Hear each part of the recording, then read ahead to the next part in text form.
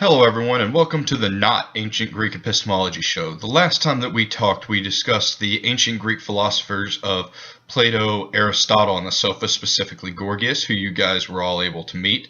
Today we'll be discussing Peter Ramus, a jump in about 2,000 years in philosophy.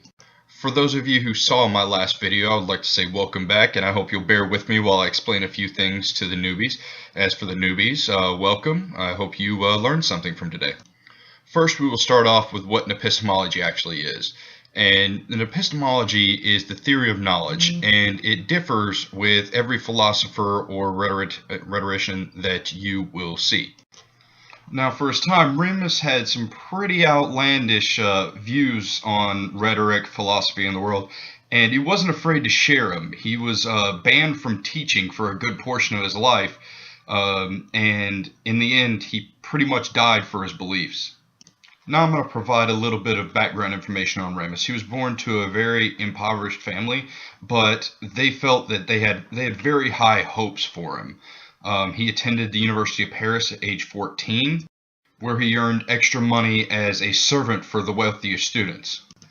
Part of what made Ramus such a controversial figure was his thoughts on Aristotle and Quintillion.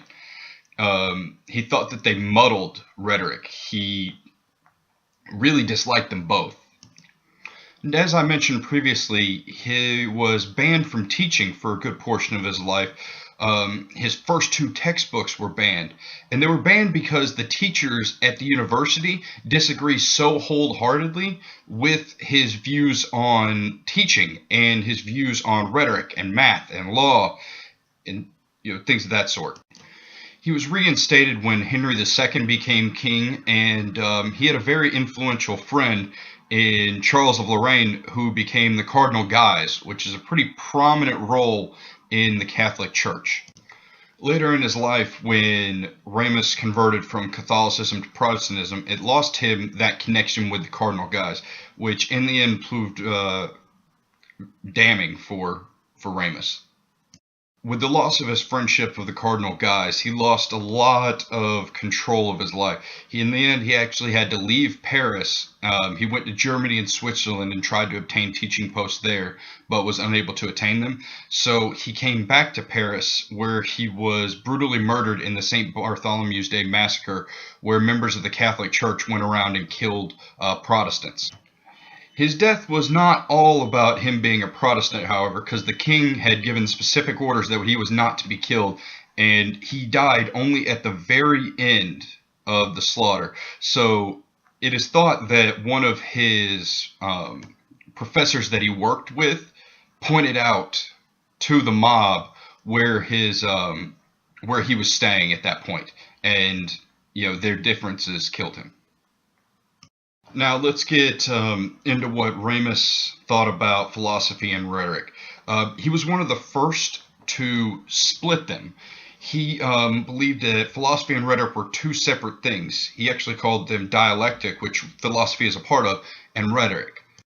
He believed that Aristotle, Quintillion, and Cicero muddled these thoughts and completely just railed against them.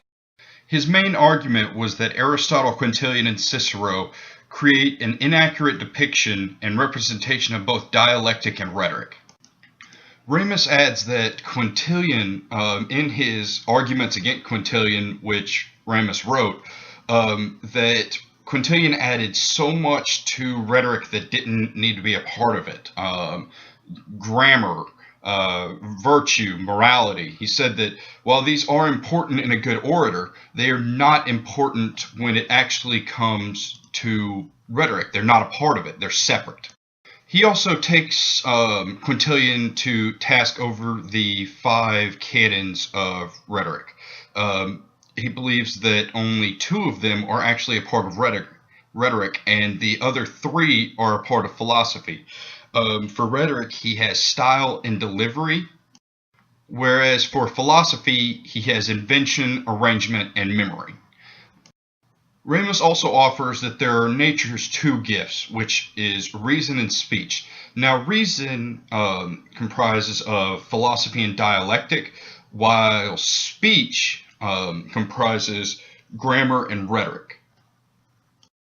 Ramus also had the three laws of philosophy, the first of which was the law of truth, which states that every theorem in an art must be general and indispensable, which means that, basically if something might be true, or it's true for one thing but not true for all the other things about it, that it's not true at all. The second law was called the law of justice, and Ramus regarded this as the most important of the three laws. It ensured that justice was done to all the arts and that no theorem belonging to one art would be able to trespass into the subject matter of the other.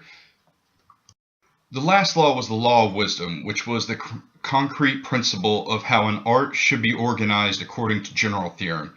More general theorem should always precede a less general and more particular one. Ramus was all about the use of logic, and he created what's called a syllogism. Is a kind of logical argument that applies deductive reasoning to arrive at a conclusion based on two or more propositions that are asserted or assumed to be true. That was also one of Ramus's great problems, is because he created these syllogisms and stated things as fact, which made other things fact, but what he stated as fact wasn't always true. It was contorted, and what he would like to be true, but it wasn't always true, which caused a lot of issues, even now, with his philosophical ideas. So that's really all we have for Ramus, but if you really, really want to know what the guy was like, all you have to do is watch this. Smart. Let me put it this way. Have you ever heard of Plato, Aristotle, Socrates? Yes. Moron.